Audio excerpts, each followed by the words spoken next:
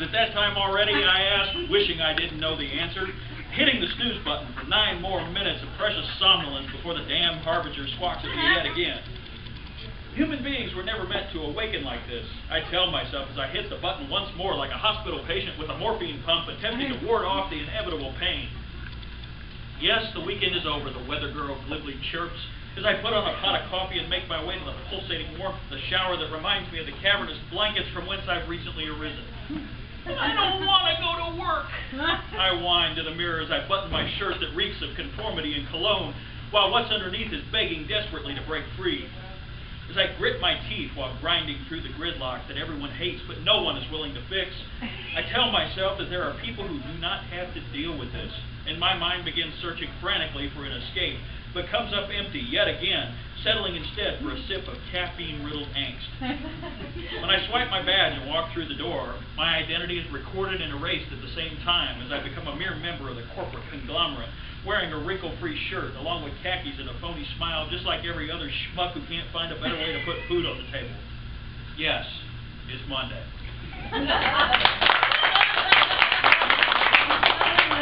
Anyone feel like that yesterday? Anyone feel like that today? Ignorance and angels. This is how an angel dies.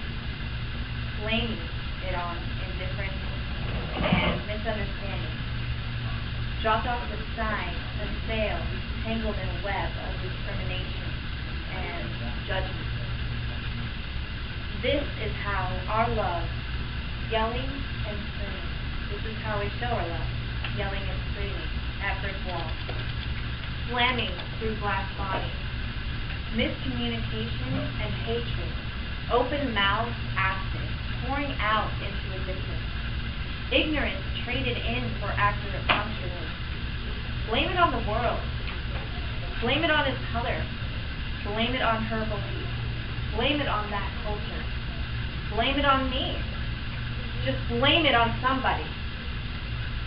This is how an angel dies. Crying for the human condition. So blame it on everyone except for yourself. Because you would rather kill angels than love humanity.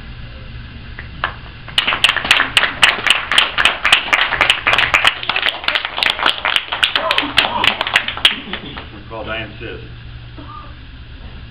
Write every day, he wrote, the muse insists.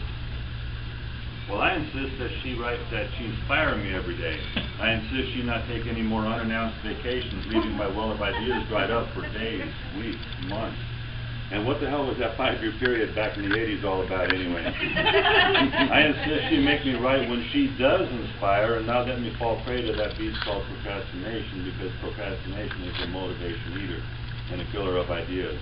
I insist she keep my well full and my pump primed and my bucket ready to hold the outpouring of words that I know I have, but sometimes need help siphoning from the aquifer hidden deep down in my being.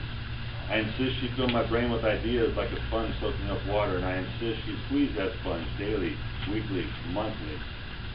And when I start to ignore her, which I'm sometimes going to do, I insist that she insists. So this was the second place winner for February, open topic. I call it question. What took her away, I asked. He looked away, eyes welled, moments passed. The mind runs, thoughts race, life gains in value by death and space. What he said is not the truth, for there is no end to eternal youth. She died of weakness, doubts, fears. She died of insecurities built up over years. A chemical imbalance, that's all. A lonely walk with broken heart. The rain, the pain, the fearsome doubts, the demons within, the demons without. A spirit too big for her small frame, a heart unable to turn away blame.